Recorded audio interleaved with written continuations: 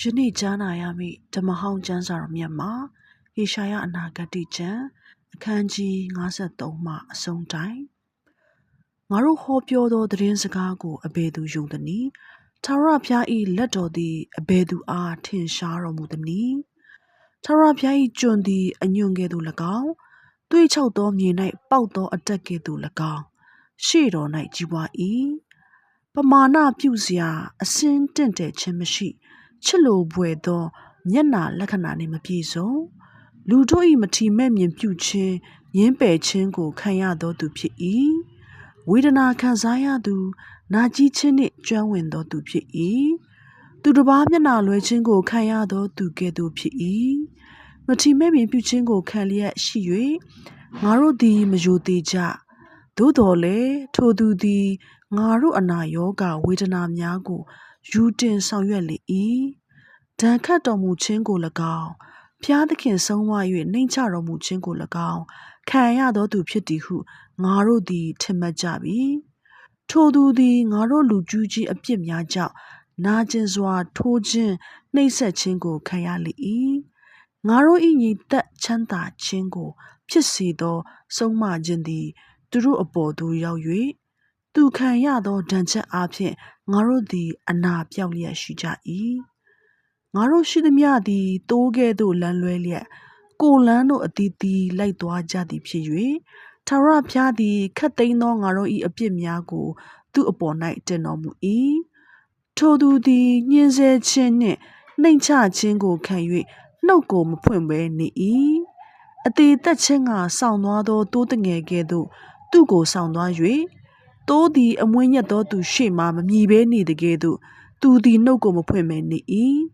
မတရားစွာဆင်ရင်ခြင်းအပြင်သူ့ကိုထုတ်သွားကြ၏အသက်ရှင်သောသူတို့၏နေရာမှသူ့ကိုတုတ်တင်ပယ်ရှင်းသည်ဖြစ်၍သူ၏အမျိုးအနွယ်ကိုအဘယ်သူပြညွှန်မည်နည်း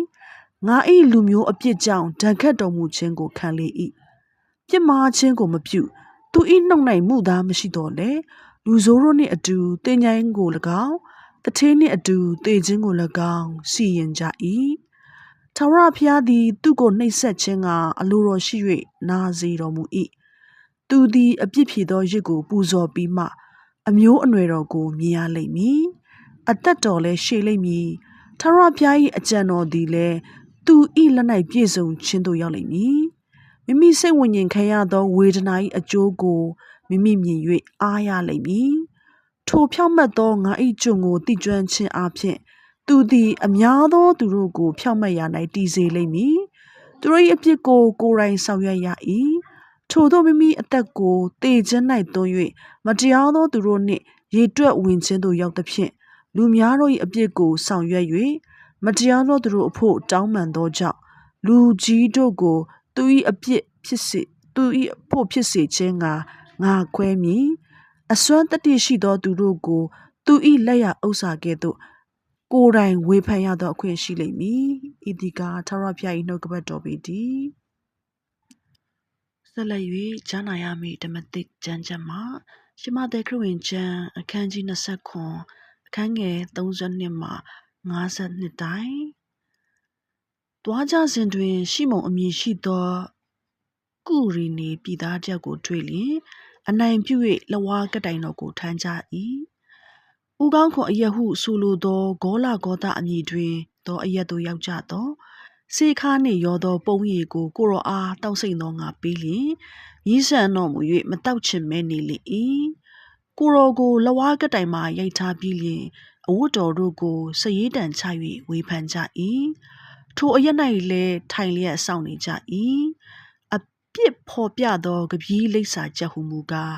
ဤသူသည်ယုဒရှင်ဘုရင်ယေရှုပေတည်းဟုရေး၍ခေါင်းတော်ပေါ်မှတက်သည်ထိုအခါကိုရောနှင့်တကွတပြနှစ်ယောက်တို့ကိုလက်ရတော်ဘက်၌တစ်ယောက်လက်ဝဲဘက်၌တစ်ယောက်လက်ဝါးကတိုင်မှရိုက်ကြ၏လမ်းမှသွားလာသောသူတို့ကလည်းဗိမာန်တော်ကိုဖြိုဖျက်၍3 ရက်အတွင်းတွင်တိဆောက်ပြန်သောသူကိုကဲ့တင်လော့ဖျားသခင်၏သားတော်မှန်လျင်လက်ဝါးကတိုင်မှဆင်းလော့ဟုမိမိတို့ခေါင်းကိုညှိ၍ကဲ့ရဲ့သောစကားနှင့်ပြောဆိုကြ၏ထိုနည်းတူယေဘရဟိအကြီးကျမ်းပြုဆရာလူအကြီးကဲတို့ကဤသူသည်သူတစ်ပါးတို့ကိုကဲ့တင်တတ်၏ကိုမကဲ့တင်နိုင်ပါတကား ဣသရေလရှင်မြင်းမှန်လျင်လဝါကတိုင်မှယခုဆင်းပါလေစေဆင်းလျင်ငါတို့ယုံကြည်မည်သူသည်ဖျားသခင်ကိုကိုးစားပြီးငါသည်ဖျားသခင်၏သားဖြစ်၏ဟုဆိုပြီးတို့ဖြစ်၍ဖျားသခင်သည်သူ့၌အလိုတော်ရှိလျင်ယခုပင်ကဲ့တင်တော်မူပါလေစေဟုပြည့်ရည်ပြု၍ပြောဆိုကြ၏ထိုနည်းတူကိုရောနှင့်တကွလဝါကတိုင်မှာရိုက်ထားသောတပြတို့သည်လည်းကဲ့ရဲ့အပြစ်တင်ကြ၏မွန်းတဲ့ချိန်မှစ၍သုံးချက်ဒီချိန်တိုင်အောင်မြေတစ်ပြင်လုံး၌မှောင်မိုက်တိဖြစ်လေ၏သုံးချက်ဒီချိန်၌ယေရှုကအေလီအေလီလာမာရှာပခတာနီဟုကြီးသောအသံနှင့်ကြွေးကြော်တော်မူ၏အနက်ကအကျွန်ုပ်ဖျားအကျွန်ုပ်ဖျားအဘိကြောင့်ကျွန်ုပ်ကိုဆွန့်ပစ်တော်မူသည်ဟုဆိုလိုသည်ထိုအရက်၌ရက်နေသောသူအချို့တို့သည်ကြားလျင်သူသည်အေလိယကိုခေါ်သည်ဟုဆိုကြ၏လူတစ်ယောက်သည်ချက်ချင်းပြေး၍ရေမိုးတထွေးကိုပုံးရည်နှင့်ပြည့်စေပြီးလျင်ကျူလုံးဖျား၌တက်၍ကိုရော့အားတောင့်စိတ်သောငါပေးလေ၏ကျွင်းသောသူတို့ကရှိစေတော့အေလိယသည်သူ့ကိုကယ်တင်ခြင်းကလာမည်မလာမည်ကိုကြည်ကြကုန်အံ့ဟုဆိုကြ၏ယေရှုသည်ကြီးသောအသံနှင့်တဖန်ကြွေးကြော်ပြီးလျင်တက်တော်ကိုလွတ်တော်မူ၏ထိုအခါဗိမာန်တော်ဤကလကသည်အထက်ဆုံးမှအောက်ဆုံးတိုင်အောင်ဆုတ်ကွဲလေ၏မြေကြီးလှုပ်လေ၏ကြောက်များတို့သည်ကွဲပြားကြ၏တင်းချိုင်းတွင်တို့သည်ဖွင့်လှစ်သဖြင့်ကျင်းဆက်လျက်ရှိသောတန့်ရှင်းသူတို့၏အလောင်းများစွာတို့သည်ထကြ၍ကိုရောထမြောက်တော်မူသည့်နောက်ထိုသူတို့သည်တင်းချိုင်းတွင်မှထွက်၍တန့်ရှင်းသောမြို့ထဲသို့ဝင်ပြီး